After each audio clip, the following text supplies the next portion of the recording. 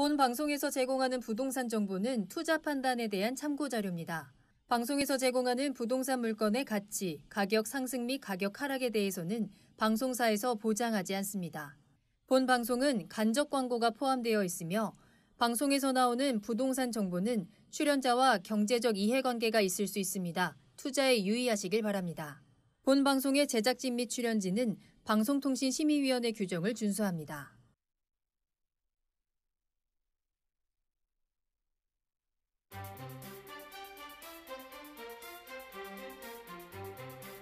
부동산의 모든 고민이 통하는 길 부동산 시그널. 안녕하세요. 저는 진행의 한보람입니다. 지난달 주택 매매와 전세 거래가 모두 한 달 전보다 감소한 것으로 나타났습니다. 가을 이사철임에도 불구하고 거래량이 계속 줄어들고 있는 모습인데요. 국토교통부 자료에 따르면 지난달 전국의 주택 거래량은 8만 1,928건으로 지난 8월에 비해서 3.9% 감소했습니다. 같은 기간 전세 거래량도 1.2% 감소를 했는데 반면에 월세 거래량은 한 달 사이에 1.5% 늘어났다고 하는데요. 정부 규제 이후에 투기 수요가 줄어든 데다가 또 계약갱신 청구권, 또 전월세 상한제가 시행되면서 전세 수요 일부가 반전세라든지 월세를 선택한 것으로 풀이가 됩니다. 의식주 가운데서 주라고 하면 우리 생활에 가장 안정감을 주는 존재가 되어야 할 텐데 최근에는 가장 답답함을 안겨주는 존재가 아닐까 싶습니다. 이 답답함을 좀 속 시원하게 해결해줄 확실한 시그널이 필요하시다면 오늘도 저희 부동산 시그널과 함께 해보시길 바라겠습니다. 다양한 정보 준비되어 있는데요. 저희 방송을 시청하시다가 또 궁금한 사항이 있으시거나 전문가와 상담을 원하신다면 문의 전화 이용하시기 바랍니다. 서울 전화 02-2128-8504번, 02-2128-8504번이고요. 문자로도 상담 가능하니까요. 궁금한 점 남겨주시면 친절하게 도움드리겠습니다. 그리고 유튜브를 통해서 실시간 참여도 가능하십니다. 유튜브에 알토마토를 검색하시거나 주소를 직접 입력하고 들어오시고요. 많은 참여 부탁드립니다. 그럼 부동산 시그널 참여 방법 보시고요. 본격적으로 출발합니다. 부동산의 모든 고민이 통하는 길, 부동산 시그널. 여러분도 참여하실 수 있습니다. 첫 번째, 유튜브 라이브를 통한 실시간 참여. 유튜브에서 알토마토를 검색하거나 주소를 입력해 들어오세요. 실시간 채팅창에 여러분의 궁금증을 올려주시면 바로바로 해결해 드립니다. 두 번째, 전화 참여 및 문자 참여. 02-2128-8504번으로 전화 주시거나 문자를 보내주세요. 상담을 통해 여러분의 부동산 고민을 해결해 드립니다. 당신이 궁금한 부동산 궁금증, 시그널을 보내주세요. 네, 오늘 함께해 주실 전문가분 소개해 드립니다. JYP홀딩스의 김광섭 이사님과 함께합니다. 이사님 안녕하세요. 네, 안녕하세요. 네, 오늘도 이제 10월이 이제 다가가고 있습니다. 그래서 늦가을이 좀 불고 있는데요. 오늘도 부동산에 대해서 좋은 것을 좀 가지고 나왔습니다. 항상 좋은 흐름 찾아가시길 바라겠습니다. 오늘은 정말로 날씨가 많이 쌀쌀하더라고요. 이제 10월도 얼마 남지 않았는데요. 이 얼마 남지 않은 가을 부동산, 저희 부동산 시그널과 함께 준비해 보시길 바라겠습니다. 그럼 오늘의 첫 순서 이슈 시그널 출발하겠습니다. 부동산 시장의 흐름을 읽을 수 있도록 다양한 이슈 전해드리는 시간인데요. 이사님 오늘은 어떤 이슈 짚어볼까요? 네, 요새 같은 경우는 이제 3기 신도시 청약과 관련해서 특별 공급 대상이 되는지 여부에 대해서 많은 문의가 있습니다. 생애 최초 특별 공급에 대해서 오늘은 좀 알아보고자 합니다. 이제 영상을 먼저 보시도록 하겠습니다.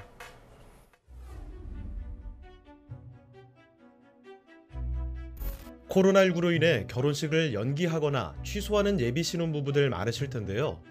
신혼부부와 생애 첫 주택을 구매하시는 분들이 주목하실 만한 소식이 있습니다. 정부가 내년부터 생애 최초 특별공급에 대한 소득 기준을 완화하기로 했는데요. 국토교통부가 지난 14일 열린 제8차 부동산 시장 점검 관계장관 회의에서 공공과 민영주택에서 공급되는 신혼부부 특별공급 물량 중 30%에 대해 청약 가능한 소득 기준을 추가로 완화하겠다고 발표했습니다.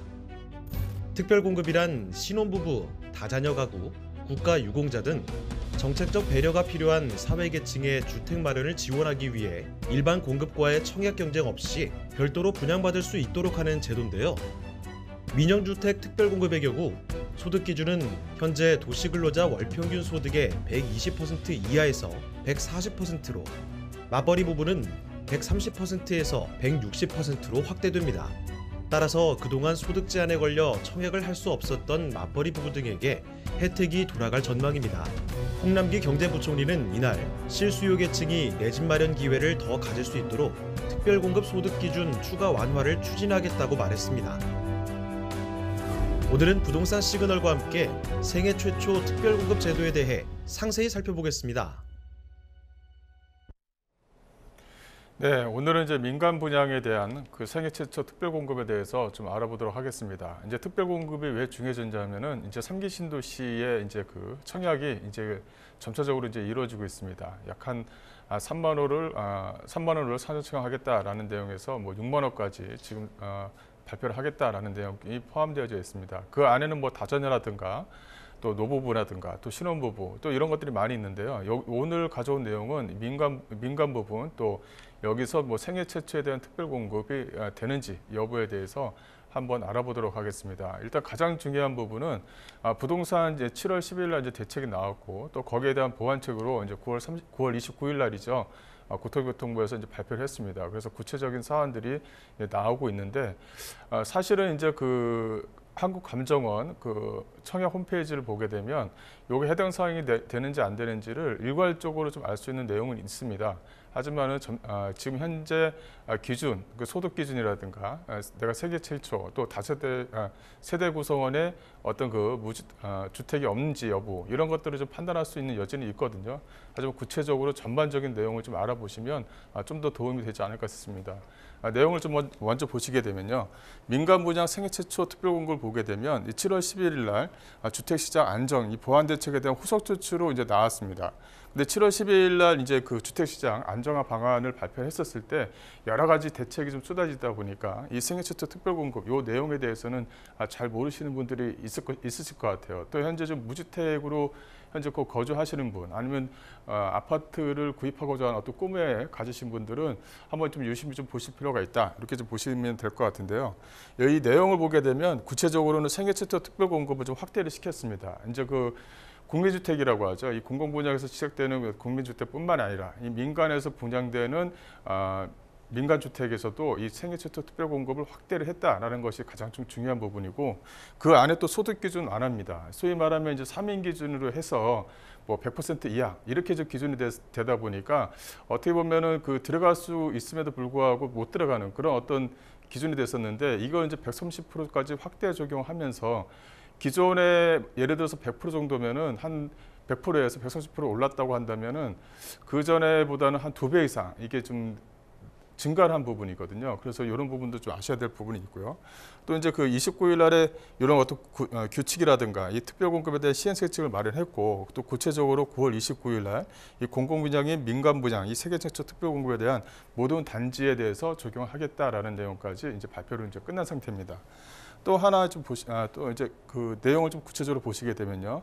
기존 같은 경우는 이 공공분양, 이제 구민주택 규모 85평방미터 이하를 한 20% 정도를 생애 최초 주택으로 좀 마련을 했다라고 이제 한다면 현행 같은 경우는 무주택 실수요자의 내 집 마련을 위해서 이 적용 대상 범위에 대한 공급 비율을 좀 확대를 시켰습니다. 그래서 국민주택과 민영주택에도 도입을 했고요. 또 공급 비율을 보게 되면 이 국민주택에 대한 비율을 20%에서 약간 25% 정도로 확대 적용시켰습니다. 또 85평미터 이하 민영주택 공공택지, 또 분양불량, 또 민가택지 이렇게 좀 배정을 했는데 이렇게 보시게 되면 이게 뭐 크게 나온 거냐 이렇게 좀 보시면 될 것 같은데 이렇게 생각하시면 될 것 같아요. 이게 신도시를 만드는 그 안에서 이제 아파트를 공급하는 세대 같은 경우는 그 한 신도시가 만들어지면 한 몇십만 호가 되지 않습니까? 이 몇십만 원 정도에서 이렇게 확대 적용시켰다고 한다는 것은 그만큼 공급 비율을 확대했다 이런 의미를 좀 가져도 된다 이렇게 좀 보시면 될 것 같습니다. 또 이제 그 생애 최초 특별 공급 확대안을 보시게 되면 일반 공급에 대한 비율이죠. 여기서 보시게 되면 민정주택을 먼저 보시면 이 종전 같은 경우는 약간 일반 공급에서 약간 57% 정도가 되죠. 하지만 이제 이것이 변경이 되면서 이 42%까지 일반 공급을 좀 줄여놨습니다. 기존의 뭐 기관 추천이라든가 다자녀, 노부부, 신혼 같은 경우도 중요한 부분이기 때문에 여기서 이제 줄인 것이 아니라 일반 공급에서 나오는 비율을 생애 생애 최초 비율로 해서 증가를 시켰다라는 의미가 상당히 좀 크다 이렇게 좀 말씀드릴 수가 있을 것 같고, 이 변경된 것을 보게 되면 공공택지와 민간택지로 나눠서 15% 또 7% 해서 전체적으로 비율을 좀 상향시켰다라는 의미가 있다 이렇게 좀 보시면 될 것 같아요. 그래서 생애 최초에 해당되는지 여부, 내 무주택으로 끌고 왔는데 그 무주택에 내가 해당되는 내 세대주가 되는지 여부를 좀 확실하게 판단할 필요가 있다 이렇게 좀 보시면 될 것 같아요. 그래서 현재 그 3기 신도시를 비롯해서 3기 신도시에서 나오는 어떤 그 아파트 청약에 대해서 경쟁 없이 내가 좀 구입할 수 있는 여지가 있느냐 이런 것도 좀 판단해 볼 필요가 있다 이렇게 좀 보시면 될 것 같고, 생애 최초 특별공급 확대해 보면은 이 소득 기준이 상당히 좀 중요한 부분입니다. 기존 같은 경우는 100%의 어떤 기준에 대해서 이게 좀 확대 폭이 좀 적은 거 아니냐 이런 내용들이 좀 많이 있었거든요. 여기서 이제 국민주택은 도시근로자 월평균 소득의 100%, 또 민영주택은 도시근로자 월평균 소득의 130% 이하로 확대했다 이렇게 좀 보시면 될 것 같아요. 이거 같은 경우는 생애 최초에 해당되는 경우가 있는 거고요. 여기선 맞벌이 부부도 생애 최초일 경우에는 130%입니다. 여기서 약간 헷갈리는 게 뭐냐면 신혼부부 특별공급하고의 어떤 비율이에요. 이제 7월 10일 날 같이 이제 대책이 나오다 보니까 이런 부분이 좀 약간 헷갈릴 수가 있는데, 신혼부부 특별공급 대상 같은 경우는 맞벌이 부부일 경우에는 뭐 160% 이렇게 좀 비율 자체가 좀 틀리거든요. 이와 같은 경우는 생애 최초 특별공급이기 때문에 맞벌이 부부일 경우에도 똑같이 이 130%로 적용된다 이렇게 좀 보시면 될 것 같고요.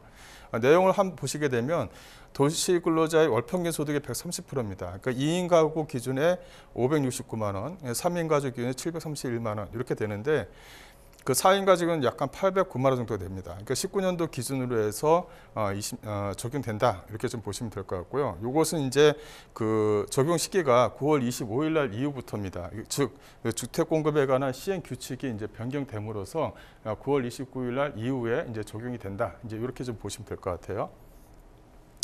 그다음 생애 최초 특별공급, 즉 9월 29일 날 발표 내용 을 보시게 되면 입주자 모집 공고일 기준 생애 최초로 주택 구입 요건을 충족해야 된다 이렇게 좀 보시면 될 것 같고요. 이게 이제 다 조건입니다. 이게 공급 개요 중에 이 조건이에요. 이 조건 안에 이제 구성 요건, 이 구성 요건을 하나하나 좀 뜯어보면 된다 이렇게 좀 보시면 될 것 같고요. 두 번째가 1순위에 해당하는 무주택 세대 구성원으로 이루어져야 된다 이렇게 좀 됐고요. 또 입주자 모집 공고일 현재 혼인 중이거나 또 혼인 중이거나 미혼인데 이 자녀가 있는 경우도 해당 사항이 된다 이렇게 좀 보시면 될 것 같아요. 이 미혼일 경우 자녀가 있는, 그 미혼일 경우에 자녀가 있는 경우는 해당되고 미혼모일 경우에는 안 된다 이렇게 좀 보시면 될 것 같아요. 이 내용이 있고, 그 다음에 이제 입주자 모집 공고일 현재 근로자 또는 자영업자로서, 이 자영업자가 이제 포함되죠. 5년 이상 소득세를 납부한 자 이렇게 되어져 있죠.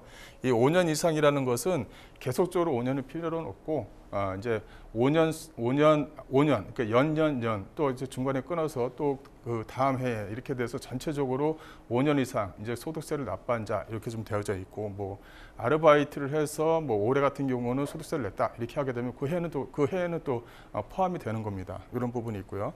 이 경우 해당 소득세 납부 의무자나 이 소득공제, 세액공제, 세액 감면 등 납부 의무액이 없는 경우도 이제 포함이 된다 이렇게 좀 보시면 될 것 같고, 해당 세대 월평균 소득이 전년도 도시근로자 가구당 월평균 소득의 130% 이하인 자 이렇게 좀 되어져 있습니다. 그러니까 130%가 이제 3인 기준으로 해서 130%가 되는데, 뭐 2인 가구도 이제 그 3인 가구에 이제 포함이 되는 거죠. 그래서 2인 가구도 130% 이하 이렇게 좀 이런 해당 사항을 보시면 될 것 같습니다. 그 내용이 있고요. 그다음에 특별공급에 대한 조건, 그 생애 최초 주택 구입하는 자 이렇게 좀 되어져 있는데, 이 청약하려는 주택의 입주자 모집 공고일 현재 세대원 중 한 사람이라도 구입이라든가 상소, 증여, 신축하는 경우 이렇게 좀 되어져 있는데, 과거에 한 번이라도 이 주택, 즉 분양권을 가지고 소유한 사실이 있는 경우에는 여기에는 해당 사항이 없습니다. 이런 부분이 있고요. 이 적용 예를 보시게 되면 배우자가 결혼 전에 주택을 소유하였다가 처분한 경우에도 주택 소유 사실이 있기 때문에 특별공급 대상에 이제 포함이 되지 않습니다. 또 이제 뭐 그 소규모 주택이라고 하죠. 소규모 주택 같은 경우도 특별공급 대상일 경우에는 소규모 주택도 주택에 좀 포함이 됩니다. 이런 부분을 좀 유념을 해주셔야 되고요. 그다음에 무주택으로 인정받는 주택을 소유한 경우 이렇게 좀 되어져 있죠. Q&A를 좀 풀어보면 주택 공급에 관한 규칙에 따른 무주택을 인정받는 주택, 또 소유 또는 소유 또는 소유 이력이 있는 경우 세계 최초의 자격이 되는지 여부 이렇게 좀 되어져 있는데요. 예외적으로 무주택으로 보아서 생애 최초의 자격을 좀 부여합니다. 이 무주택의 적용 예는 그 53조 9호의 소형 저가주택은 인정 기준 여기서 이제 해당 사항이 안 되는 거예요. 생애 최초 주택 같은 경우는 소형 주택도 이제 포함이 된다 이렇게 좀 보시면 될 것 같고 적용 예를 하나 좀 보시게 되면 만 60세 이상 직계 존속이 주택을 소유하거나 과거 소유한 사실이 있는 경우에는 예외적으로 예외 사유에 되기 때문에 주택을 소유하지 않는 경우로 좀 간주합니다. 이게 무슨 말이냐면 그 세대원 중에 세대 구성원 중에 직계 존속이 있고 직계 존속이 60세 이상이시고 주택을 소유한 경우에는 무주택으로 간주를 한다는 거예요. 뭐 여러 가지 뭐 방법론은 여러 가지가 있겠지만 그중 현재 그 부모님 모시고 60세 이상이고 또 60세 이상이고 주택이 부모님 이름으로 되어져 있는 경우에는 무주택으로 본다는 내용이거든요. 그래서 여기서 이제 생애 최초 특별공급 대상 중에서는 어쨌든 간에 무주택 세대원 이게 이제 조건 중에 하나가 포함됩니다. 그럼 내가 이제 무주택의 세대원이 되는지 여부가 상당히 좀 중요한 부분이거든요. 그래서 이제 무주택 세대원이 되기 위해서는 이 규칙이 있어요. 53조 9항에 해당되는지 여부. 거기에 보면 한 10개의 항이 있는데 그 항에 해당되는지 여부를 좀 판단하셔야 될 부분이 있습니다. 그 10개의 항이 다 적용되는 사례는 아니고 그중에서 구체적인 예 중에 가장 많이 따지는 부분이 부모님이 이제 그 주택을 좀 소유했던 경우는 어떻게 되느냐 이런 게 있을 수 있어요. 거기서 이제 예외 사항이 만 60세 이상으로 직계 존속으로 되어져 있고 주택을 소유한 경우에는 이런 같은 경우는 무주택으로 본다. 이런 내용이 이제 포함이 되어져 있는 부분이 있습니다. 그래서 내가 지금 부모님 집이 있고 내가 부모님을 모시고 있고 하나의 구성원으로 되어져 있으니까 난 무주택이 아니잖아. 그래서 특별공급 대상이 안 되는 거 아니야. 이렇게 미리 판단하지 마시고 무주택 세대원이 예외 사항들이 여러 가지가 있거든요. 그 여러 사항 중에 해당 사항이 되는지 여부를 좀 판단을 반드시 해봐야 된다. 이렇게 좀 말씀을 드릴 수가 있을 것 같고요.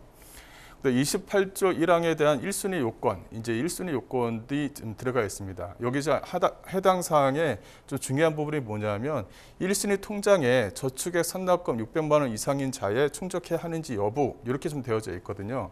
근데 이제 민영 생애 최초 자격 요건 중에는 이런 조건들이 없어요. 하지만 그 주택 공급에 관한 규칙 28조 1항 1순위에 해당하는 여부에 대해서 그 무주택 구성원의 자격 요건을 필요한데 여기에서는 뭐냐면 지역별 또 수도권이라든가 지방이라든가 또 서울 지역이라든가 이렇게 지역별로 해서 어떤 그 금액이 어느 정도 충족이 돼야 되느냐 요거 거기 안에 좀 포함이 되어져 있는 부분이 있습니다. 또 면적별로도 예치금이 얼마 정도 들어가 있어야 되느냐 이런 부분이 좀 포함이 되어져 있는 부분이 있다라고 이제 말씀드리는데 그 요건이 돼야 된다는 거죠. 그 요건이 600만 원에 대해서는 조건이 없지만 이 무주택 세대 구성원으로 자격 조건 충족이 필요해서 지역별로 면적별로 예치금이 필요하니까 소위 말하면 저축은행 통장은 있어야 된다는 얘기죠. 여기 안에 좀 보시게 되면 그 투기과열지구 등 수도권, 비수도권 이렇게 좀 나눠서 이제 얘기를 할 수가 있는데 여기서 보시면 이 전용 면적 85평방미터 이하 같은 경우 뭐 서울특별시라든가 광역시 같은 경우는 300만 원, 그 밖에 광역시 같은 경우는 250만 원, 경기도 기타 지역 같은 경우는 200만 원 이렇게 이제 조건이 붙어 있다. 그 지역별로 또 면적별로 이 가입 금액, 이 금액 내용은 포함되어져 있기 때문에 이런 조건들은 들어가야 된다라고 이제 말씀 좀 드리는 거고요. 또 기혼자이면서 배우자가 주민등록표상 이 분리된 경우는 어떻게 되느냐? 이건 단순하지만 상당히 좀 많은 질문이 있는 겁니다. 기혼자의 경우 모집공고 현재 이 배우자가 주민등록상 분리된 경우 청약 가능한지의 여부예요. 이 모집공고 현재 청약자가 혼인사실을 가족관계증명서 또 혼인관계증명서 증명하는 경우 배우자가 주민등록상 분리되어 있어도 청약은 가능하다. 다만 뭐냐면 배우자 또 배우자의 동일 등본에 등재되어 있는 신청자 징계종비석 전원이 과거 주택에 포함되지 않아야 된다라는 내용이죠. 그래서 이제 그 부부가 있으면 부부 한쪽이 그 예를 들어서 과거에 경력이 있었어요. 그래서 부부 한쪽이 뭐 원룸에 살고 또 이제 그렇다면은 그 중에 이제 A라는 그 부부가 A라는 분은 그렇다면 특별공급 대상이 되느냐 이렇게 이제 물어보는 경우도 있는데 이런 경우는 안 된다는 경우죠. 이렇게 해서 세대원 구성을 이렇게 방법론상으로 해서 이제 맞춰놨다 이렇게 좀 보시면 될 것 같아요. 또 이제 전년도 도시근로자의 월평균 소득 130%의 요건입니다. 한 번 더 말씀 좀 드리지만 이건 생애 최초의 특별공급이에요. 신혼부부 특별공급 대상 같은 경우는 맞벌이 부부의 경우에는 이제 뭐 확대 적용을 하는데 여기서 생애 최초 특별공급으로 내가 공급받고자 하는 경우에는 130%의 요건이 있다. 이렇게 좀 보시면 될 것 같고 그럼 130%가 어떻게 되느냐? 3인 이하 같은 경우는 100%가 되죠. 여기서 이제 130%가 되게 되면 720만 원 정도. 또 2인 이하의 경우에도 3인 이하의 요건을 갖춥니다. 그래서 3인 이하에도 700만 원 정도 이렇게 해서 보시면 될 것 같고 전체적으로 월평균 소득액이 3인, 4인, 5인, 6인이 됐었을 때의 비율을 좀 맞춰놨다 이렇게 해서 보시면 될 것 같고요. 기존에 이제 그 민연주택 같은 경우도 100% 규정에서 130% 정도의 규정이 적용이 된다고 한다면 상당히 좀 비율 자체가 상당히 좀 그 모집 인원 자체가 적은데 이제 130% 확대 적용해서 어떻게 보면 비율적으로 봤었을 때는 거의 뭐 2배 이상이 이제 생애 최초 특별공급의 대상자가 된다 이렇게 좀 보시면 될 것 같아요. 여기까지 해서 그 특별공급에 대한 대상에 대해서 말씀을 좀 드리고요. 또 하나 말씀드리는 것은 5년 이상 소득세를 납부한 자의 요건이에요. 여기서 이제 근로자는 뭐 들어가는데 자영업자는 가능하냐? 이 자영업자도 이제 들어간다라는 내용이죠. 그래서 이 자영업자도 포함이 된다 이렇게 좀 보시면 될 것 같고 앞서 말씀드린 대로 이런 어떤 5년 이상의 소득세 납부를 계속적으로 내는 것이 아니라 이제 그 5년 안에 5년에서 이제 5년간만 지급해야 되는 그런 부분이 있다 보니까 좀 이렇게 중간중간에 끊어져도 소득세 납부 기준만 충족하면은 생애 최초 특별공급의 대상자가 된다. 이렇게 좀 보시면 될 것 같습니다.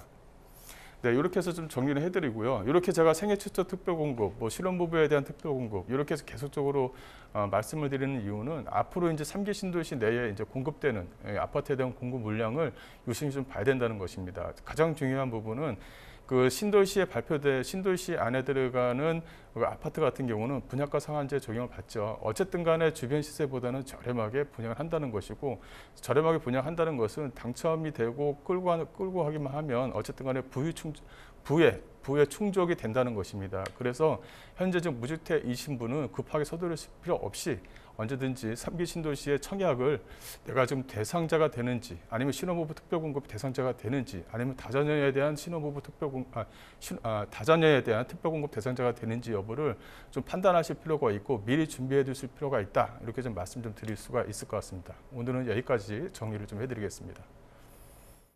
네, 오늘 이슈 시그널에서는 생애 최초 특별 공급에 대한 부분 정리해 드렸습니다. 정부가 이 특별 공급의 문을 넓혔습니다. 조건을 완화를 했는데요. 그만큼 또 경쟁률도 높아지긴 하겠지만 그래도 이 기회가 주어졌을 때 도전해야지만 또 이 기회를 잡을 수 있는 거잖아요. 이 수많은 규제 속에서 내가 받을 수 있는 혜택이 있다면 꼭 충분히 활용해 보시길 바라겠습니다. 이 생애 최초 특별 공급에 대한 부분 조건들도 꼭 다시 한번 참고해 보시길 바랄게요. 자, 그리고 전문가 도움도 꼭 받아보시길 바라겠습니다. 1대1로 무료 상담 받을 수 있는 세미나 준비되어 있습니다. 1대1 맞춤 상담으로 진행되는 세미나입니다. 매주 화요일 오후 2시부터 선착순 4명에 한정돼서 진행이 되는데요. 그만큼 전문가와 1대1로 나의 이야기, 나에 대한 해답들을 찾아갈 수 있는 시간입니다. 예약이 필수입니다. 서울전화 02-2128-8504번으로 문의 전화 주시기 바랍니다. 네, 그럼 저는 잠시 후에 부동산 상담 시그널로 돌아오겠습니다. 상상해보세요. 내 방 안에서 터치 한 번으로 내 집을 팔 수 있는 방법. 집통앱 중개실장이 달려가 당신의 집을 팔아줍니다. 걱정이 많으시죠? 제가 도와드릴게요. 어떤 형태의 집이든 터치 한 번에 부동산에 내놔도 안 팔려서 골치 아팠던 우리 집. 등록 버튼을 누르면 당신의 집이 전국의 많은 부동산에 오픈됩니다. 이 모든 것이 수수료 무료. 전국의 많은 부동산이 이용하고 있는 집통 앱에서 간편하고 빠르게 추가되는 수수료 없이 내 집을 팔아보세요. 내 집 팔 땐 집통.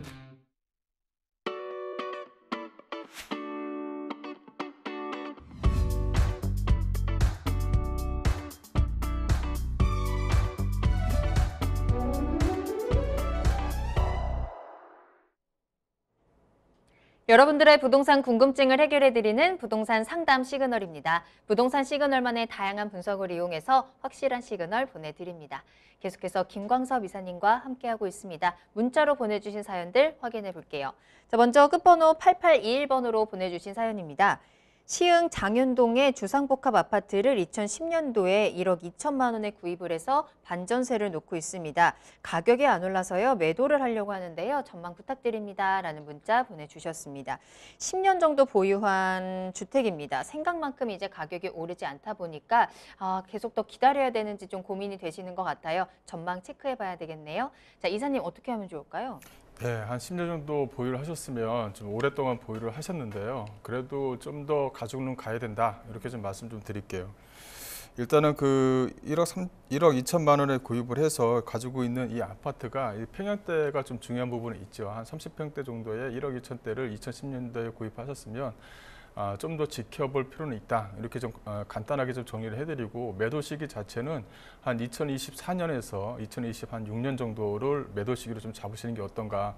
지금 10년 동안 기다리셨으니까 뭐 감가상각을 더해도 한 6년 정도 더 보유하는 게 지금 힘겹다 그러면 어쩔 수가 없는데, 네, 그럴 만큼 버틸 힘은 있다라고 하시면은 한 4년에서 한 6년 정도 좀 더 보유하시는 게 좀 낫지 않을까 싶어요. 그렇다면 가격적인 메리트를 그때 좀 더 많이 가져갈 수 있다. 이렇게 좀 정리를 해드릴 수가 있을 것 같은데요. 일단 내용을 좀 보시게 되면 이 시흥시청역이 이렇게 있죠. 시흥시청역을 중심으로 해서 이렇게 장현지구가 이렇게 형성이 되어져 있습니다. 이렇게 형성이 되어져 있죠. 이 장현지구만 중요한 게 아니라 또 역사도 상당히 좀 중요한 부분이 있지만, 이 시흥시청역에서 만들어지는 그 업무시설이에요. 위쪽에 이제 매화산업단지가 있고, 또 위쪽에 이제 광명역을 중심으로 해서 광명 일반 산업단지가 위치해 있습니다. 이게 이제 어떻게 보면은 트라이앵글 중에 핵심 지역이 어디냐 이렇게 따지면은 이제 광명역 쪽 주변 지역이 1번이 되고, 그 다음에 이제 어디냐, 기존에 있던 매화산업단지가 한 2번이 되겠죠. 하지만 이 시흥시청역이 중요한 부분은 뭐냐면, 그 시흥시청역에 이게 소사 원시선뿐만이 아니라 또 이 안쪽으로 들어가는 뭐 월곡 판교선이라든가, 또 하나는 뭐 신안산선, 이렇게 해서 트리플 역세권이 된다는 거예요. 이게 기존에 이제 확정이 되어져 있는 부분이거든요. 예정사항으로 잡아둔다면 좀 더 시간이 걸리겠지만, 현재 지금 확정이 되고 현재 지금 공사를 하고 있는 부분이에요. 이게 서부권에서 이제 어디가 중요하느냐, 이걸 따져봐야 되겠죠. 첫 번째는 저 광명역 쪽 주변이 되겠고, 두 번째는 바로 이 그 시흥시청역이 됩니다. 이 매화산업단지 쪽 주변 지역으로 해도 지역으로 해서도 신안산선 라인이 들어가고 있지만, 기존에 있는 산업단지를 좀 확장성을 좀 갖기 위해서는 이 광명 역사 주변에 일반 산업단지가 얼마나 커지냐에 따라서 매화산업단지가 좀 더 커 보이는 거거든요. 그런 부분이 있는데, 여기서 중요한 부분은 이 시흥시청역에서 만들어지는 이쪽의 그 도시계획, 이 도시계획 전체가 이제 윤곽이 이제 다 마무리가 됐다는 것입니다. 이 시흥시청역 쪽에서 또 하나 빼놓을 수 없는 것은 요 길 건너편에서 만들어지는 이 산업단지예요. 이 산업단지가 현재 지금 펜스를 쳐놓고 있는데 아직 공사 단계에는 아직 안 들어가 있는 상태거든요. 이 매화와 일반 산업단지, 또 이제 이 시흥시청역 쪽 주변 지역에 있는 산업단지, 이런 어떤 연계성을 충분히 갖고 있습니다. 이 연계성을 갖는다는 것은 그만큼 직장인 수요층이 앞으로 기대될 만큼 많이 좀 나온다는 것이고, 그런 부분이 좀 이점으로 생길 수 있다. 이렇게 좀 말씀을 좀 드릴 수가 있는 거고, 하나는 아파트에 대한 위치라고 좀 말씀을 좀 드릴 수가 있을 것 같은데, 아파트의 위치가 이렇게 구상권 안에 들어가 있습니다. 단점이 뭐냐면, 이게 주상복합 아파트라는 게 조금은 단점을 좀 작용할 수 있을 것 같아요. 기존에 그 주상복합이라는 것은 일반 아파트보다는 좀 어쨌든 간에 상가가 많이 들어가다 보니까 평형대 좀 가격이 좀 높았다. 이런 것이 좀 단점으로 작용할 수 있지만, 충분히 뭐 단점을 극복할 수 있는 지리적인 이점은 충분히 있다. 이렇게 좀 말씀 좀 드릴 수가 있을 것 같고, 이 주변 지역에서 그 시흥시청역 주변 지역에서 아파트를 분양한 그 아파트에 대한 가격에 대한 프리미엄을 좀 보게 되면, 앞으로는 그런 프리미엄 덧붙여서 가격이 기존에 형성이 되어졌다고 한다면, 주변에 있는 아파트에 대한 차이거든요. 아파트에 대한 차이가 좀 많아지게 되면 어쨌든 간에 그쪽으로 낙수 효과는 이루어집니다. 이 낙수 효과가 이루어지게 되면 가격은 오르게 되는 거거든요. 그렇다면은 가격이 오르게 되면 기존 같은 경우는 전세가가 오르고, 그 다음에 이제 매매가가 올라가는, 즉 전세가가 받쳐주는 것을 기본으로 하게 되는데, 이렇게 낙수 효과가 흐르게 되면은 전세가는 기존에 좀 동일한데 오히려 매가 자체가 올라가는 그런 경향을 좀 보일 수가 있을 것 같거든요. 그런 부분에 하나의 좀 기대치를 좀 가질 수 있는 것이고, 두 번째는 뭐냐면 앞서 말씀드린 대로 이 시흥청역 자체가 이 트리플 역세권이 된다는 것입니다. 기존의 철도, 즉 소사 원시 2호 라인 같은 경우는 그 기존에 철도가 없기 때문에 철도가 들어간다는 거에 대한 의미가 있지만, 이 월곡 판교선이 연결이 되고 또 이제 신안선선이 연결이 된다는 것은 그 뭐랄까요, 직장의 수요층을 충분히 끌어낼 수 있는 트리플 역세권이 된다는 거예요. 또 이제 기존의 아파트를 더 지을 수 있는 부지 자체가 이 장현지구 쪽 주변 지역에 있느냐, 이제는 다 졌다고 볼 수밖에 없거든요. 그렇다면 이제 어떤 그 전세가 또 월세가에 대한 상승도 기대할 수 있고, 또 이제 그 토지가에 대한 상승으로 인한 아파트에 대한 가격도 충분히 좀 기대할 수가 있습니다. 하지만 그 시점을 언제쯤 잡느냐가 가장 중요한 부분인데요. 지금 현재 10년 전에 그 사였던 가격보다는 그래도 얼마 정도는 오른 상태지만 좀 더 치고 갈 수 있는 여지는 한 2, 3년 내에 좀 더 치고 갈 수 있는 여지는 충분히 있는 거예요. 그렇다면 매도 시기 자체를 한 4년에서 한 6년 정도 잡는 것이 낫다. 그래서 이 안에 들어가 있는 임차인 자체를 반전세를 전세를 돌린다든가 좀 안정적으로 돌릴 수 있는 그런 어떤 그 바탕을 좀 만들어 놓으시고 좀 더 여유 있게 좀 끌고 가시는 것이 좀 낫지 않을까 싶습니다. 네, 다른 데는 막 이만큼 올랐다고 하는데 내 부동산만 그렇지 않은 것 같아서 좀 답답하기도 하셨을 텐데요. 그래도 조금만 더 기다려 볼까요? 4에서 5년 정도 후면 그만큼의 또 충분한 수혜를 볼 수 있다라고 조언해 주셨습니다. 참고해 보시길 바라겠습니다. 자, 부동산 시그널 계속해서 상담 이어갑니다. 추가적으로 궁금한 사항이 있으시다면 언제든지 문의 전화 이용하시기 바라겠습니다. 서울 전화 02-2128-8504번, 02-2128-8504번 전화와 문자 편안하게 이용해 보시면 되겠습니다. 자, 다음 상담 만나보겠습니다. 이번에는 끝번호 9458번으로 보내주신 문자 사연입니다. 양주 상순동 자이 아파트를 매도하고요. 양주의 덕정 4단지 아파트 실거주로 이사하려고 하는데요. 괜찮을까요? 하는 질문 보내주셨네요. 양주시 삼숭동에서 덕정동으로 이사를 계획하고 있습니다. 이 양주시 안에서의 이동인데요. 실거주 목적이고요. 아파트 전망 한번 체크를 해봐야겠네요. 자, 이사님 잘 결정하신 걸까요? 네, 뭐 양주시 삼숭동, 이 삼숭동에 있는 아파트죠. 이 내용을 좀 보시게 되면요, 이 삼숭동 쪽 주변 지역은 위치적으로 봤었을 때는 크게 나쁘진 않습니다. 주변 지역을 좀 보시게 되면요, 내용을 좀 잠깐 보시게 되면 일단은 삼숭동 쪽이 요 안쪽에 양주 쪽에서도 요 안쪽에 좀 이렇게 붙어져 있어요.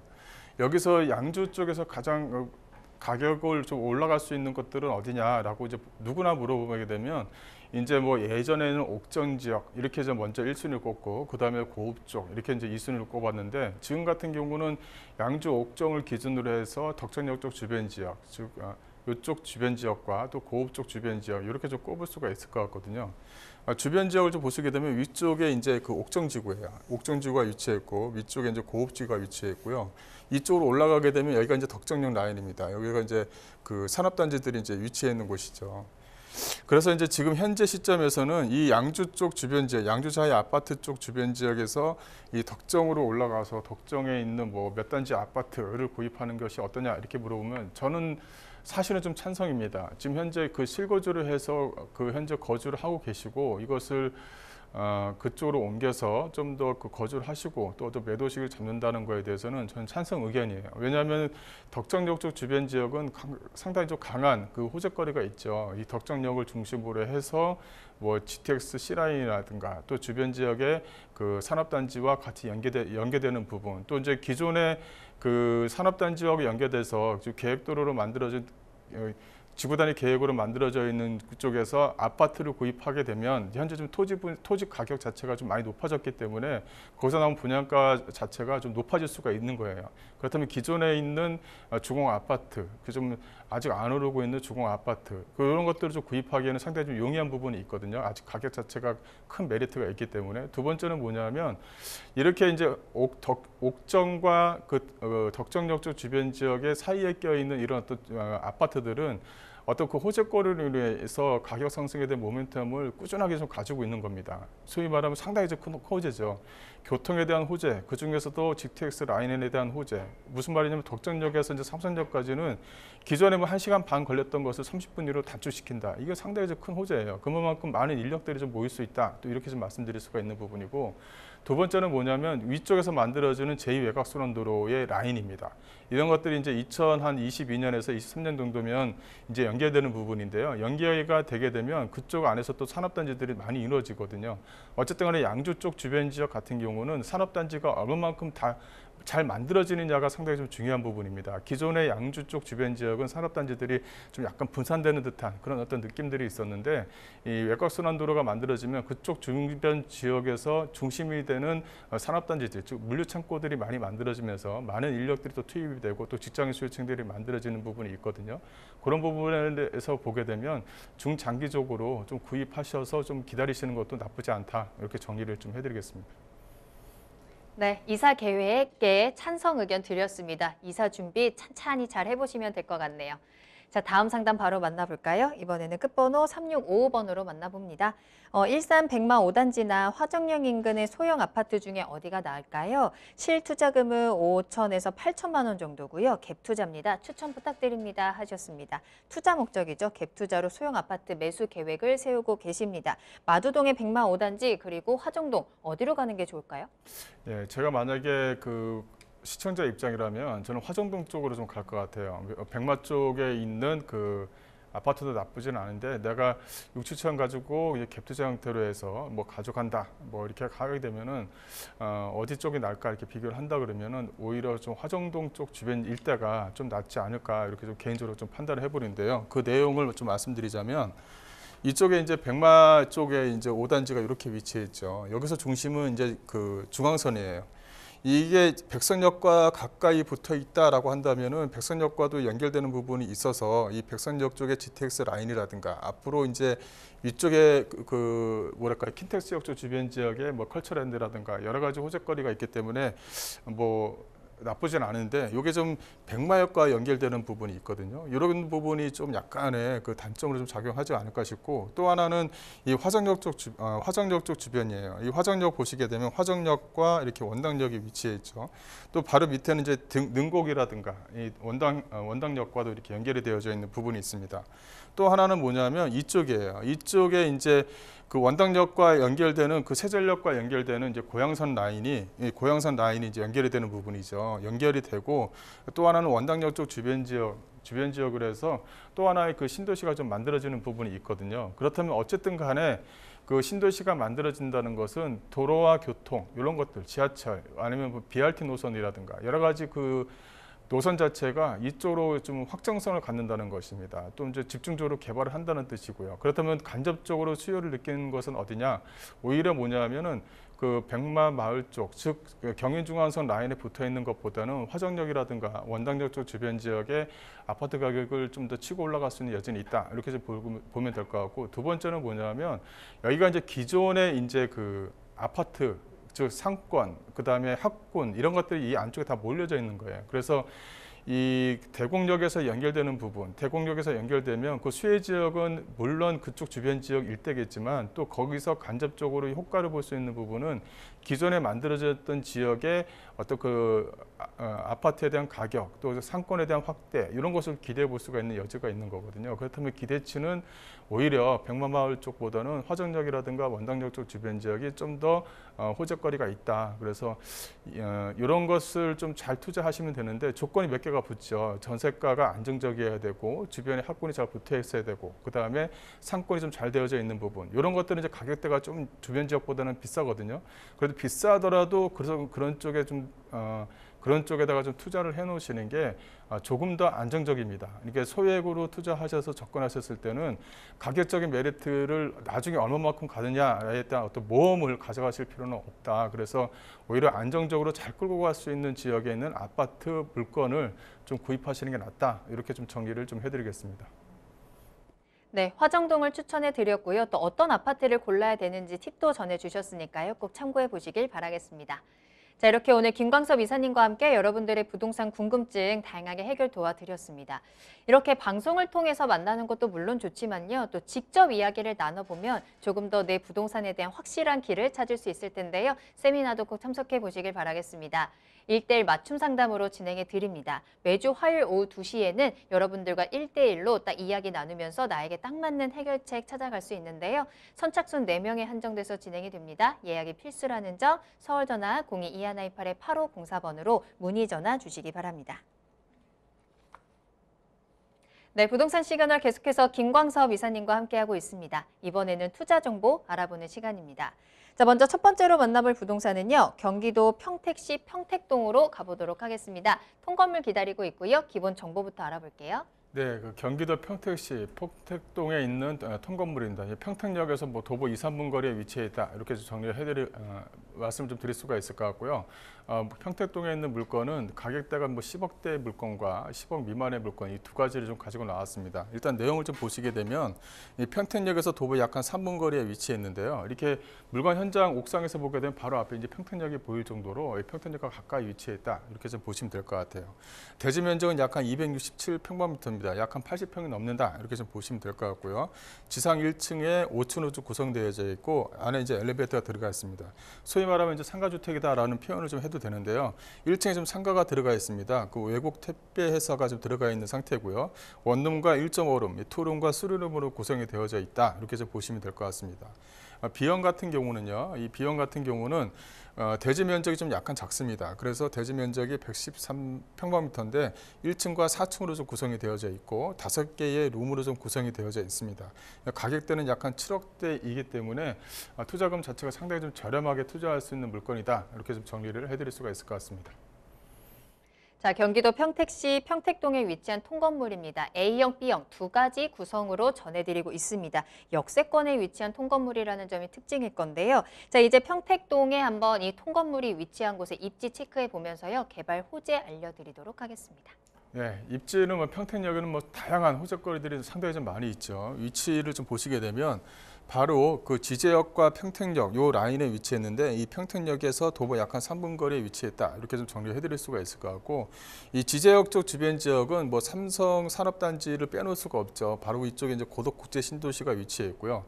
이 평택하면 산업단지가 약 한 11개의 산업단지, 기존에 11개의 산업단지가 위치했습니다. 그만큼 많은 임차 수요층들이 있다. 그래서 현재 그 구성 자체도 물건에 대한 구성 자체도 1.5로 원룸 형태로 구성되어져 있는 게 이렇게 많은 산업단지들이 위치해 있으니까 거기에 대한 직접 수요층을 다 받아낼 수가 있는 겁니다. 그만큼 월세가 상당히 좀 잘 나오는 지역에 위치했다. 이렇게 정리를 해드릴 수가 있을 것 같고요.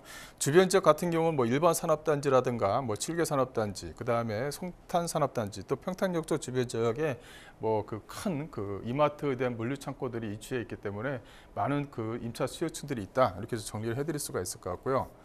또 이제 그 입지 여건을 보시게 되면 이 평택역을 기준으로 해서 평택역 1번 출구가 이 소위 말하면 이제 그 사람들이 그 거주하고 자고 하는 지역이라고 한다면 바로 평택역 기준으로 해서 바로 길 건너편에는 이 먹자상권이 형성이 되어져 있습니다. 많은 먹자상권이 기존에 형성이 되어져 있고요.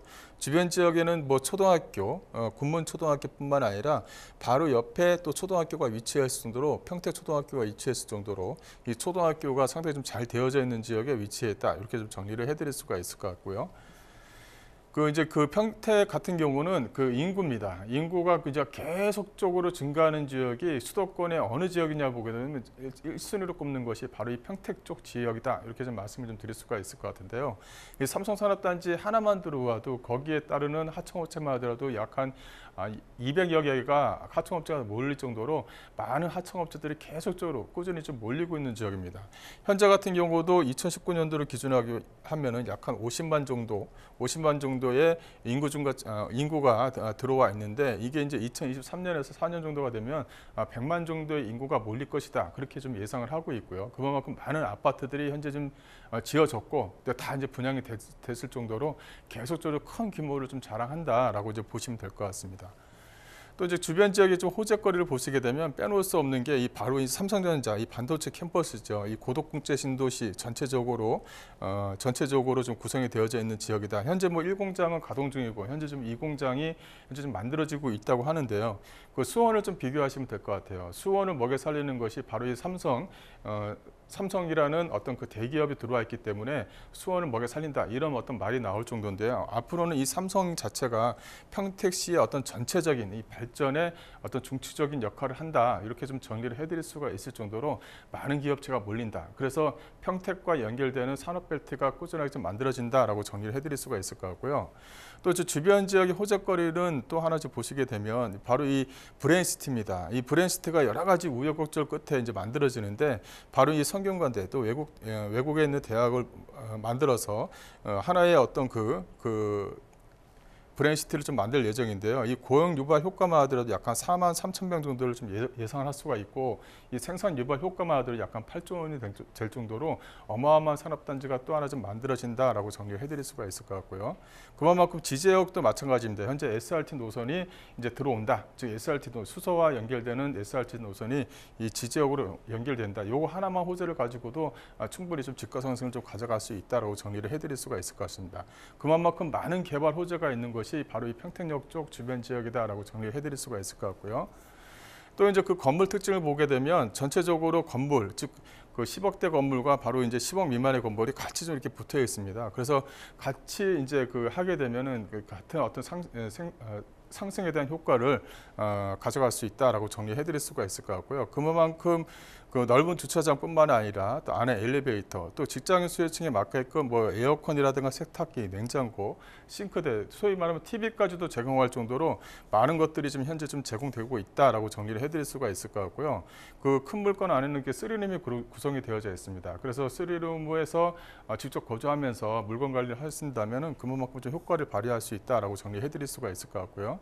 예상 가격은 현재 A형 같은 경우는 17억입니다. 현재 그 임대가를 보시게 되면 월세가 한 650만 원 정도가 현재 지금 월세가 나오고 있거든요. 그래서 그 보증금과 월세를 대출을 활용하신다면 약간 12억 정도의 어떤 실투자금이 좀 나오는 부분이고요. 또 B형 같은 경우는 예상 지금 현재 매매가가 약간 7억입니다. 현재 월세는 약간 250 정도가 좀 나오고 있기 때문에 대출과 보증금을 활용하신다면 투자금 약간 4억대에 가져갈 수 있는 물건이다라고 정리를 좀 해드리겠습니다. 네, 산업단지로서의 경쟁력을 계속해서 키워가고 있는 또 그만큼이나 수요층도 점점 더 폭발적으로 늘어나고 있는 평택이었습니다. 경기도 평택시 평택동에 위치한 통건물 소개해드렸습니다. 궁금하신 사항은요, 언제든지 문의 전화 이용하시길 바랄게요. 서울전화 02-2128-8504번, 02-2128-8504번 열어두겠습니다. 자, 두 번째 투자 정보 만나보겠습니다. 이번에는요, 경기도 화성시 동탄신도시에서요, 상가 소개해드릴게요. 먼저 기본 정보부터 알아봅니다. 네, 두 번째 물건은 이제 상가 건물입니다. 이제 구분 상가 물건이다. 상가 통건물이 아닙니다. 구분 상가 물건이다. 이렇게 말씀드리고요.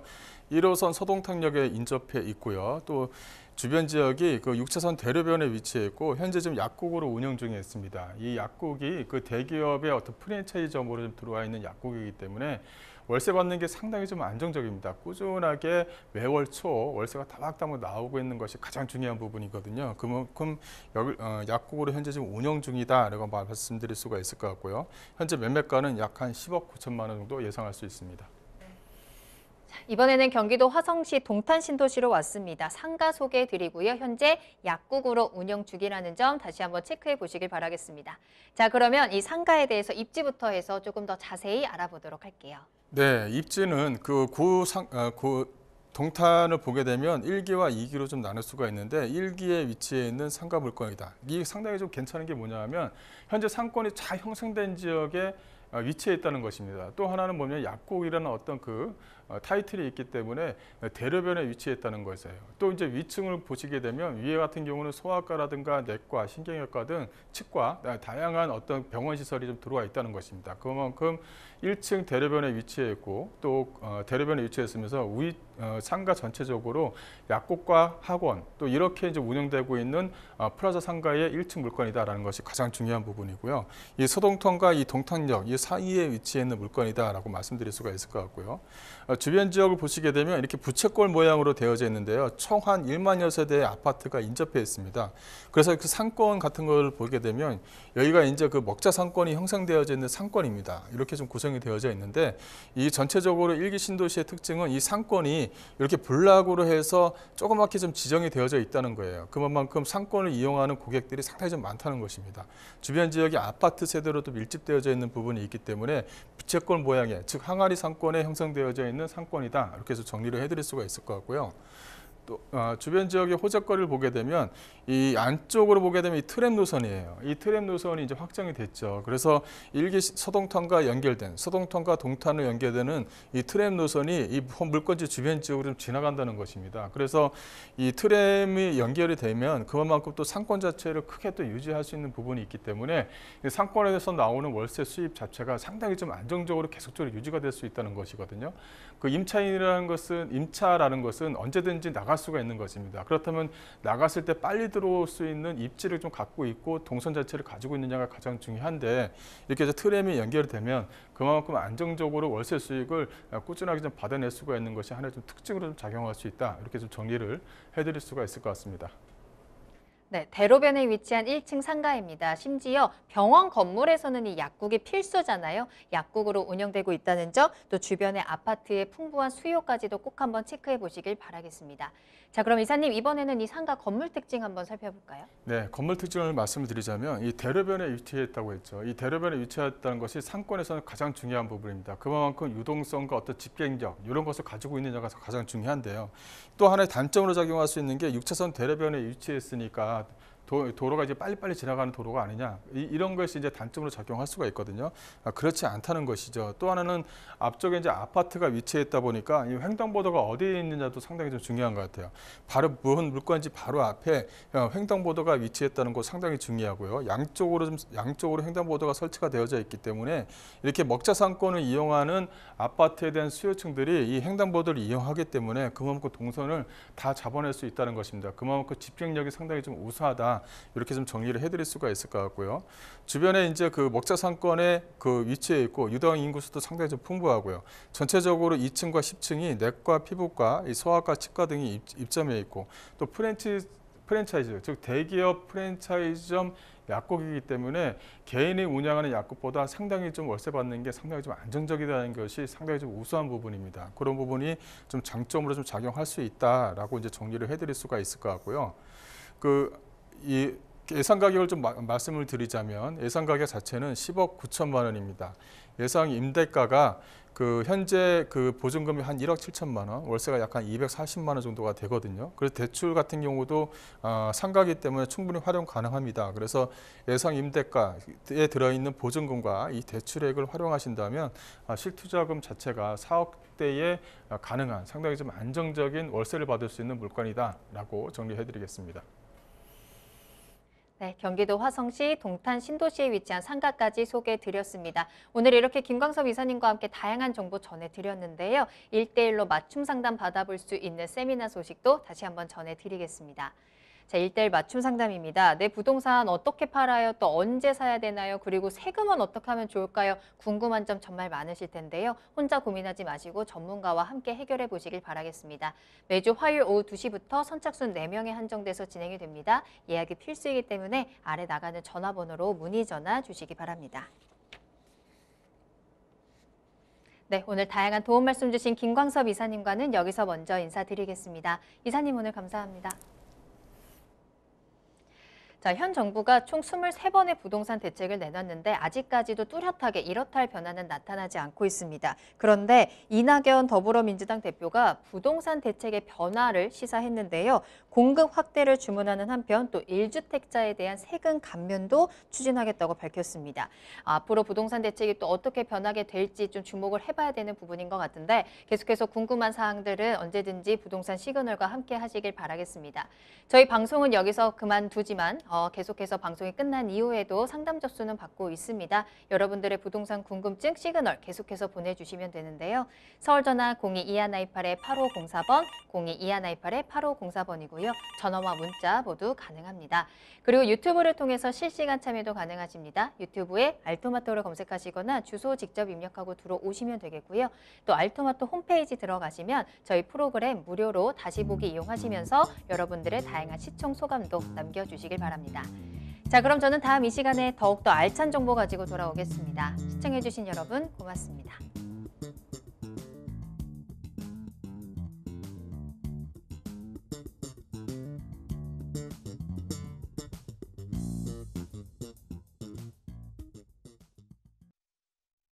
본 방송에서 제공하는 부동산 정보는 투자 판단에 대한 참고 자료입니다. 방송에서 제공하는 부동산 물건의 가치, 가격 상승 및 가격 하락에 대해서는 방송사에서 보장하지 않습니다. 본 방송은 간접 광고가 포함되어 있으며 방송에서 나오는 부동산 정보는 출연자와 경제적 이해관계가 있을 수 있습니다. 투자에 유의하시길 바랍니다. 본 방송의 제작진 및 출연진은 방송통신심의위원회 규정을 준수합니다.